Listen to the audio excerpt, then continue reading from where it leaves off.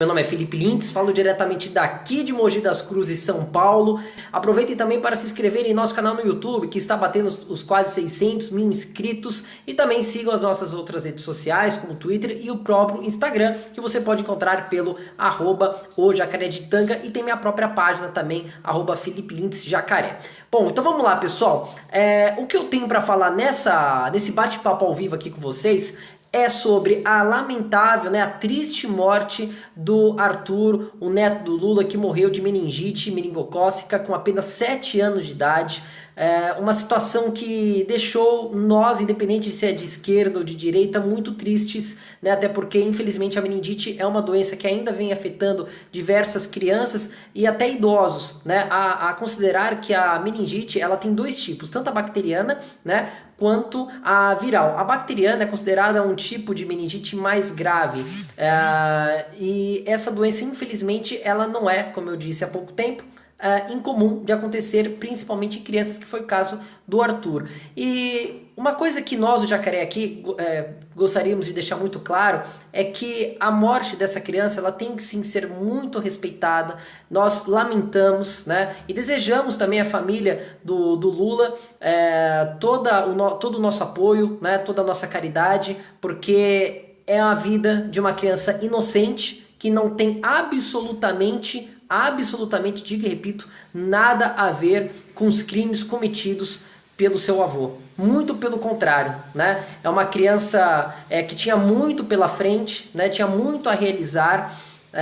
Infelizmente a gente acaba vendo pessoas da própria direita atacando, dizendo que a criança merece o que aconteceu com ela, porque teve um pai vagabundo, um avô vagabundo, e que a criança estaria pagando pelos erros cometidos do avô. Enfim, assim, eu tô vendo coisas das mais absurdas serem ditas, e justamente por aquelas pessoas que se dizem em favor de Deus, que se dizem pró-família, que quando houve aquele episódio da facada no Jair Bolsonaro, condenou todas aquelas pessoas, principalmente, obviamente, do lado da esquerda, que atacaram o Jair dizendo que a facada foi fake, que ele merecia mais, e agora estão dizendo que o Lula merecia mais mesmo, que bem feito para ele, que o neto morreu mesmo e que dane-se a criança. Eu acho que, na verdade, essa barreira ideológica que há entre direita e esquerda, nesse momento, ela não deve existir, muito pelo contrário, e sim uma solidariedade à família, porque a criança, ela não tem nada a ver com os crimes cometidos pelo avô, tá certo? É uma criança que, infelizmente, se foi por uma doença que ainda é comum aqui no Brasil, e que a vacina, inclusive, ela não é de fácil acesso ainda no sistema público de saúde. Se eu não me engano, ela não é nem oferecida no sistema público. E, consequentemente, para você ter acesso à meningite do tipo C, você precisa pagar por ela, e isso acaba favorecendo a proliferação dessa doença, principalmente em crianças e também em idosos. Então, pessoal, por favor, vamos parar com esse papo de que o Lula mereceu mais, de que o neto dele morreu para o Lula poder pagar pelos erros dele por aqui. Eu acho que a justiça está fazendo o papel dela muito bem em colocar o Lula na cadeia, em fazer com que ele pague pelos seus erros, mas é muito lamentável, vocês que estão aí utilizando da morte do menino para poder tentar atacar o Lula, que já está cumprindo sua pena e que vai ficar lá na cadeia sim, pode ter certeza, virão outras condenações, porque o neto dele se foi e ele não tem nada a ver com os erros cometidos pelo avô, tá certo? Então, por favor, vamos romper com essa barreira político-ideológica que há, porque o uso de palanque político sobre a morte dos outros, quem faz é a própria esquerda, Não vamos tolerar, que independentemente do que você acha do Lula, que você use uma criança inocente para poder tentar justificar os seus argumentos contra um cara que realmente destruiu o país. Mas vamos respeitar a morte de uma criança que tinha muito pela frente, que tinha sonhos, tinha muitas coisas para fazer pela frente, e que agora está nas mãos de Deus, tá certo? Então, a gente deseja, nós do Jacareditanga, que Deus conforte a família e que ele seja recebido nas mãos de Jesus Cristo, tá certo? Mudando um pouquinho de assunto e falando agora sobre a crise na Venezuela, né? Nós tivemos recentemente, aí, se não me engano, anteontem, Juan Guaidó chegou ao Brasil a convite do presidente Jair Bolsonaro para visitar o país e também para conversar sobre as relações diplomáticas que virão a ser firmadas para apoiar o Juan Guaidó, que agora, né, é considerado como presidente interino da Venezuela. O Zé de Abreu resolveu debochar, resolveu dizer, não, agora eu sou o novo presidente do país, só que é preciso, Zé de Abreu, entender, né, que a própria Constituição venezuelana permite que Juan Guaidó se reconheça como presidente interino em uma situação caótica como essa. Né? Então o Zé de Abreu, inclusive, faltando com muito respeito com as pessoas que estão sofrendo na Venezuela, nas mãos desse ditador sanguinário que é Nicolás Maduro, né? E ao mesmo tempo a população acaba sofrendo com as sanções também geradas pelos países, como por exemplo o próprio Estados Unidos, que fez uma sanção bem severa em relação ao petróleo venezuelano, que inclusive está flutuando pelos mares, e esse petróleo que está flutuando e não está sendo utilizado tem um valor aproximado de 500 milhões de dólares. E obviamente a Colômbia, né, acaba sendo beneficiada com essa sanção, até porque agora ela passou a ser uma das maiores vendedoras de petróleo para os Estados Unidos, para países parceiros. Então a Venezuela acaba se afundando numa crise ainda maior. Claro que eu não estou dizendo aqui que a crise da Venezuela é por causa da sanção norte-americana, mas que a crise, né, econômica gerada pelo próprio governo, por próprias decisões políticas, econômicas do Nicolás Maduro, agora estão sendo ainda mais agravadas pelas sanções norte-americanas e, consequentemente, de países aliados também. Então, por exemplo, Índia e China, que poderiam comprar esse petróleo da Venezuela, não é o caso, porque a Venezuela, inclusive, deve dinheiro de empréstimos empréstimos esses contraídos no passado, e o pagamento está sendo feito em petróleo, então não há possibilidade de China e Índia, que seriam um dos dois possíveis países, de adquirir esse petróleo que está sendo aí armazenado em navios que estão flutuando na região da Venezuela.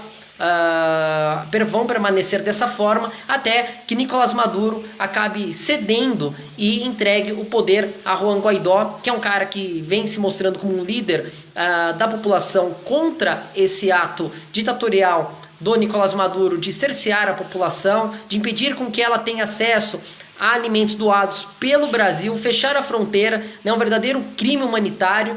Lembrando também que foi a própria ONU, né, que agora vem se dizendo, não, o Maduro precisa dialogar, nós somos contrários à situação que ocorre lá, precisa ocorrer uma solução pacífica. Inclusive é a mesma ONU que há pouco tempo atrás deu um prêmio de combate à fome para o Maduro. Vejam só que coisa mais curiosa, né? É uma contradição gigantesca. E a ONU acaba se vendo encurralada, porque entrega um prêmio desse há poucos anos atrás e agora se vê na necessidade de criticar o sistema. Claro que não de forma muito aberta, porque nós sabemos muito bem as ligações que a ONU, juntamente com seus braços aliados, possuem com a ditadura venezuelana e com tantas outras, como a própria que vem ocorrendo na Nicarágua, que ainda não vem tomando uma proporção tão grande quanto a da Venezuela, mas mesmo assim é muito preocupante. A própria ditadura que ocorre em Cuba também, a ONU fecha os olhos, mas enfim, não é de se surpreender. Mas o que não é de se surpreender é a atitude do ditador Maduro, que mesmo diante da fome, da violência que vem muito crescente, principalmente na capital Caracas e nas cidades vizinhas, principalmente por causa da falta de policiais, principalmente também porque o crime organizado vem se fortalecendo, e os governos locais também não conseguem mais recursos para poder equipar as polícias. Você vê pessoas comprando medicamentos de animais para poderem passar uma febre, passar uma dor de estômago. É isso mesmo, remédios veterinários para uso simples. Essa é a situação caótica na Venezuela. E tudo isso, diga e repito, sendo agravado por decisões econômicas, por decisões políticas do próprio Nicolás Maduro, que acabou resultando numa sanção econômica por parte dos Estados Unidos, bloqueando essa venda desse petróleo, né, por parte da PDVSA, que é a estatal petrolífera venezuelana, e esse petróleo acaba sendo impedido de ser vendido ao próprio Estados Unidos, que já foi um grande comprador do petróleo venezuelano, e também a outros países. Então, infelizmente, essa guerra comercial, que é uma guerra silenciosa, ela vem causando alguns efeitos, mas lembrando, digo e repito, que a causa dessa crise não é não tem uma relação direta, não é por causa dessa sanção econômica que a Venezuela vem passando pelo que passa, muito pelo contrário, mas sim pelas próprias decisões de Nicolás Maduro. Então, pessoal, é aguardar o que vai ser decidido, porque Maduro pode cair sem ser dado um único tiro, né, apenas com essa guerra comercial travada entre Venezuela, entre a própria Colômbia, os próprios Estados Unidos, a China e a Índia, que acabam ficando impossibilitadas de adquirir esse petróleo venezuelano, porque a Venezuela deve a esses dois países. Então, vamos aguardar, porque o povo venezuelano não aguenta mais passar por uma crise humanitária como essa, né? O Brasil acaba sendo impedido de ajudar, porque inclusive caminhões estão sendo queimados na fronteira e inclusive alguns guardas, alguns militares, mesmo que de patentes menores, estão até fugindo para países vizinhos, alguns para o próprio Brasil, e a situação, infelizmente, só se agrava. Então é isso, pessoal. Muito obrigado pela audiência aqui de vocês. Curtam e compartilhem este conteúdo à vontade. Sigam também a nossa página aqui no Facebook. Curtam as nossas redes sociais, como Instagram, o nosso Twitter e também o nosso canal no YouTube, que está muito próximo de bater os 600 mil inscritos, tá certo? Meu nome é Felipe Lintz, falo daqui de Mogi das Cruzes, São Paulo. Até a próxima, fiquem com Deus e tchau, tchau.